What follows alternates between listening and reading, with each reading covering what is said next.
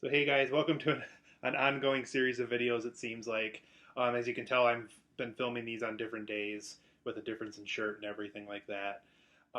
Just a lot of films I've seen over the course of my recovery. So thank you for bearing with me if you're still with me during this part 4 segment of this series.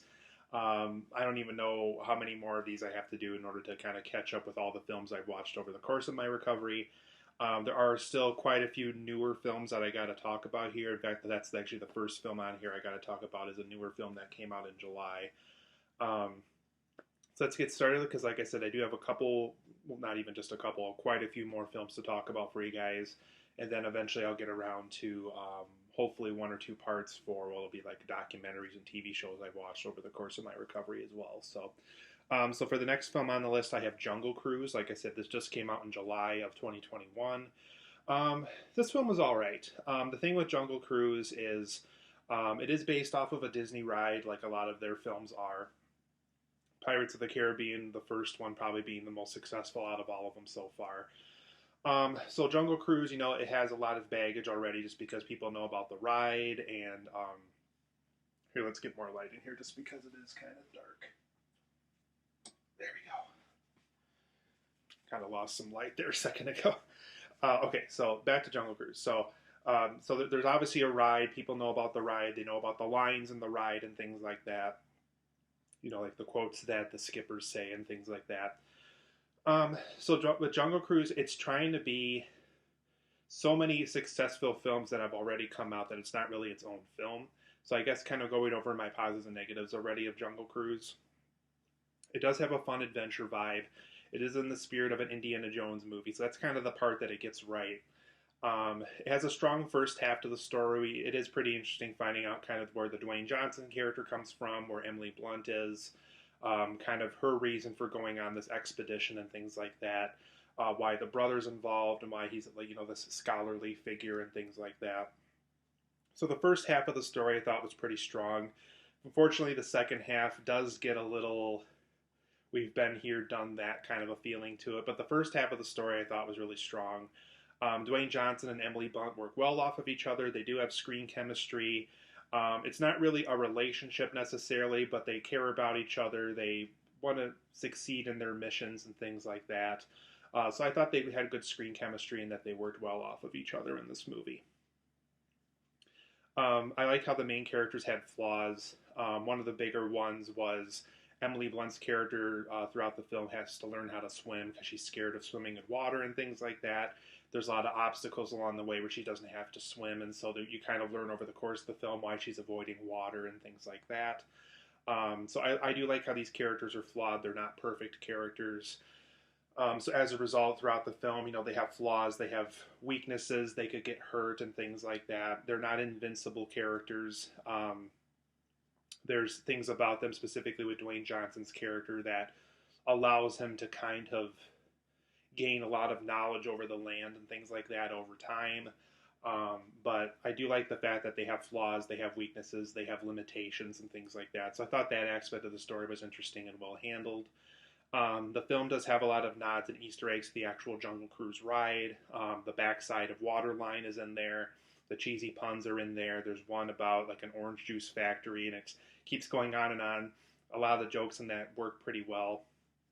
And I'm assuming that's something that you see often in the actual Jungle Cruise ride when you go over there in Walt Disney World. So there's things like that. There's a lot of fun nods and Easter eggs and things that keep you entertained throughout it. But for my negatives of Jungle Cruise, there is a ton of cheesy moments in this film. There's a lot of action scenes that are really cheesy and not very believable. I really don't believe this, and it's really not a spoiler because it's in the trailer. I don't believe this old boat getting over this waterfall and being able to turn around and go backwards and things like that. I just don't believe in that. It's just so, it's the way they filmed it, the way they did it, the way the CGI was handled, it just does not look real at all. So there's a ton of cheesy moments like that in the movie. There's just a lot of non-plausible material throughout. I just don't, once again, I don't believe this old creaky boat going through buildings and being able to stay intact and everybody being able to stay alive and the boat being able to move in full motion like it's going 80 miles an hour. I don't believe in that at all. It's just not very plausible. There's just a lot of false alarm urgent moments that get old after a while. There's just a lot of moments where you think something bad happened, or a character got lost, or a character got killed or something. And there's just these false alarm moments that just get really old after a while. They even play into it as jokes after a while, and it's just like, come on, let's just move on. It's getting super old really fast.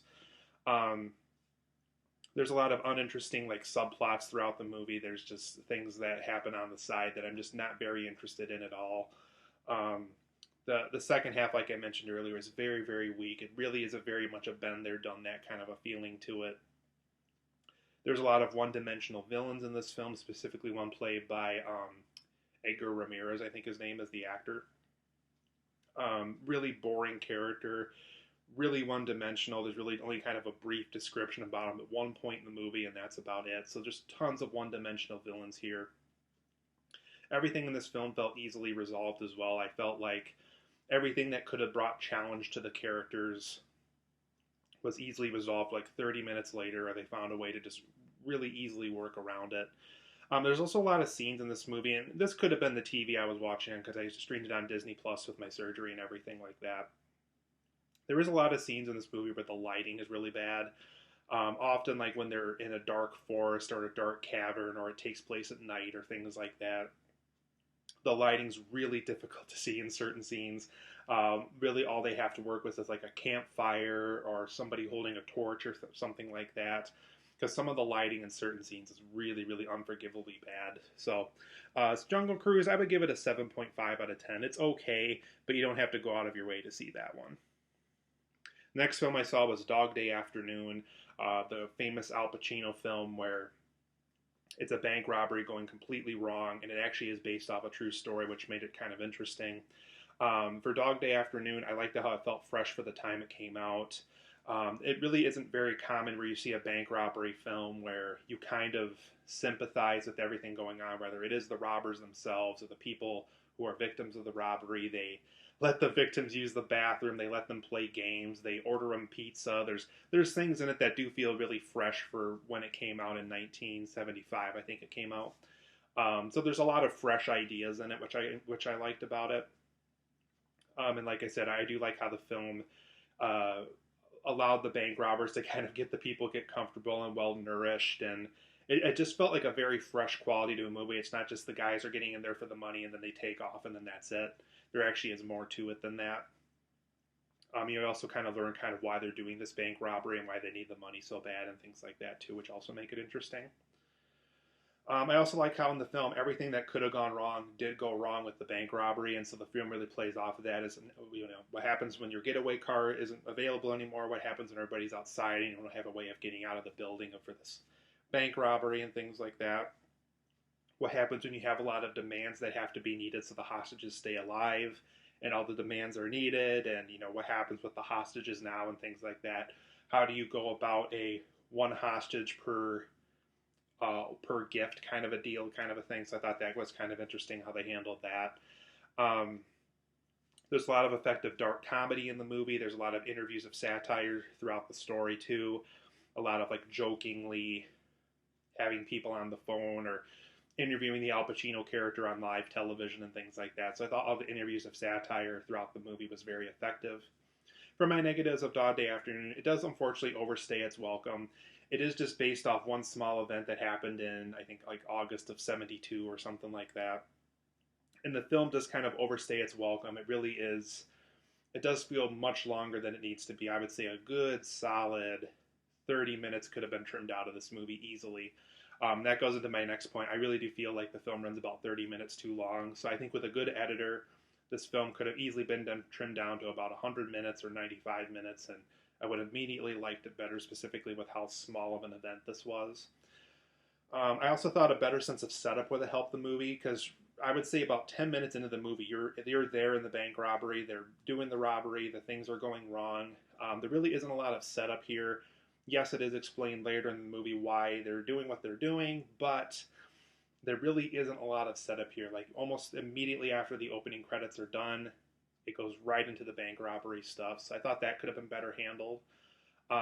There's also a lot of really slow moments in the movie. There's a moment regarding a former lover of one of these guys, and it really just goes on forever. There's long phone calls, there's demands of having this person there while the bank robbery is happening, and it really was too slow and easily could have been trimmed out of the movie, I thought. So 8.5 out of 10 for Dog Day Afternoon. It's a great film. It's just not quite the masterpiece you might have heard about, I would say. The next film I saw is actually a film that came out earlier in 2021 in the spring. I didn't get around to it just because I wasn't vaccinated yet, and I was still on the level where, wasn't vaccinated yet, wasn't comfortable going back to the theater, and I heard kind of not so great things about this movie that kind of prevented me from not seeing it, and then I didn't get around to seeing it until just recently, and that is the film Chaos Walking from Doug Liman. I've always been interested in this movie. It's been delayed numerous times. I think it actually was almost going to come out in 2019 at one point, in the spring, I even want to say. This film is based off a series of books that is really popular, so it has that going for it and things like that. So with Chaos Walking, so I liked for my positives and negatives that it had a unique story concept. The film's use of noise for the male characters was interesting, and what I mean by noise is in this future, everybody can kind of read your thoughts, and there's these little clouds of thoughts and thinking processes and things like that float around the men's heads. So if you're a woman, you're able to kind of see everything, and they're not able to read your mind and things like that. So I thought the use of noise in the film was interesting. It was different, and it made a more interesting use out of the male characters in the movie. Another positive I had in Chaos Walking is it's entertaining throughout. I really was never bored here. Another positive I had for it was people's aggressive energy to kind of acquire knowledge in the future seemed pretty accurate. I feel like if something were to happen like this in Chaos Walking, where all the women were lost in the war and all the men survived, it's kind of the men dealing with each other with no privacy and being able to read each other's thoughts at all times, and kind of going backward in time in the sense that technology got worse and things like that. I do feel like people's need to acquire knowledge would very much be in the vein of how Chaos Walking presented it. But for my negatives of Chaos Walking, like I mentioned earlier, this film had a very troubled production. It should have came out about 2 years ago. The studio behind it really didn't have a lot of faith in it. I think it's Lionsgate that produced this movie. They didn't like the movie. The test screenings weren't going well for it. You can just tell they were ready to be done with it and just kind of make their money for what it was worth. So for my negatives of this movie, it did have a very rushed ending. You could definitely tell that was part of the reshoot portion of the production, where they were just trying to figure out, this movie kind of sucks. How do we just kind of wrap everything up so we don't have to make sequels and don't have to over-explain everything? So how can we kind of wrap it all up in a bow and be done with it? So the ending does feel very rushed. It feels like literally a scene in the movie. It doesn't really even feel like an ending, really. So I thought the ending was very rushed here. Another negative I have with the movie is there's too many vague details about this future. Why are the women all dead? Was it really a matter of being able to see all the men's thoughts that kind of got them killed? Wouldn't it be the other way if they had more privacy than the men when they survived the war better? And so there's all these different questions I had throughout the movie that really are never explained or attempted to be explained. And so there's just too many vague details for me that makes this future work as well as it should have. So I don't know if that's a book thing or if they didn't adapt it very well. Something should have translated to the screen better than it did. And like I mentioned, this is a very troubled production. You can definitely easily tell, just on my first viewing alone for this movie, that there is just so much drama behind the scenes here. There is a lot of scenes where you can definitely tell they were just looking through every shot scene in the editing room and just trying to piece it together and really trying to figure out what exactly could we do to make this a watchable film. And you can just tell on first viewing alone that it's a very troubled production.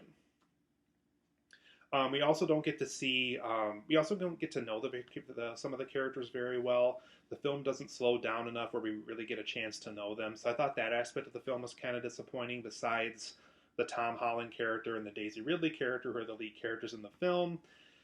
We really don't get to know anybody very well, so it was kind of hard to get invested in these characters that really didn't get to know very much about. So for Chaos Walking, I would give it an 8 out of 10. There's things about it that I liked, but it's kind of a disappointing product overall. So I'll be back with part 5 for more films to talk about with you guys.